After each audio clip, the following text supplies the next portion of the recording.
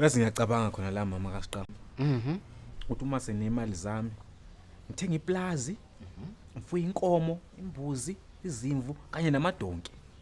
Cabanga inkomo sezizele nembuzi sokuyisiphithiphithi lapha eplazini mama nje.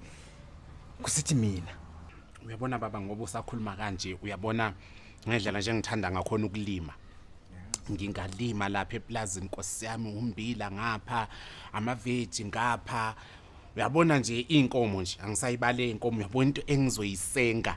Ngizosenga nje ama-20 liters ngethamasi lapha bese amanye ngiwafaka nje sake. Mama Asta. Uyazizwa uthini kodwa? Mawuzosenga ama-20 lithi uzocakisa inkomo. Namathola amunyana ususengigcwalisa ama-20 lithi. Kahle kahle awufuni ungibona nginento yami ethi mina ngibamba ngezami izandla onokwakho ukufunayo ukuchitha kuphela. Manje ufuna ukucakisa inkomo zami. Mina umbuzo wami ngifuna ukubuza ukuthi ngishayelani. Ngishayela leyo ukuthi uzocakisa inkomo zami. Zikuphi inkomo zakhona nalelo plaza alikho naleyo mali ayokuthi uthenge lelo plaza awukakabi nayo awunalutho kodwa uyangishaya. Hey sengikhohliwe ukuthi kanje izinto ezingakabi khona mama but ngiyaxolisa. Yazi ukuthini?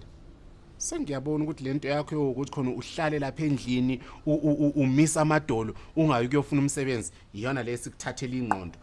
Ngiyakushiya la ngiyahamba. Ngithi ngiyaxolisa nje mama ngiyasho ukuthi ngiyaxolisa. Iphutha liphutha nje. Nawe uyalenza iphutha ngoba umuntu. Yazi ukuxolisa kwakho ngeke kuze kuyi-reverse impama yakho le ngishayile.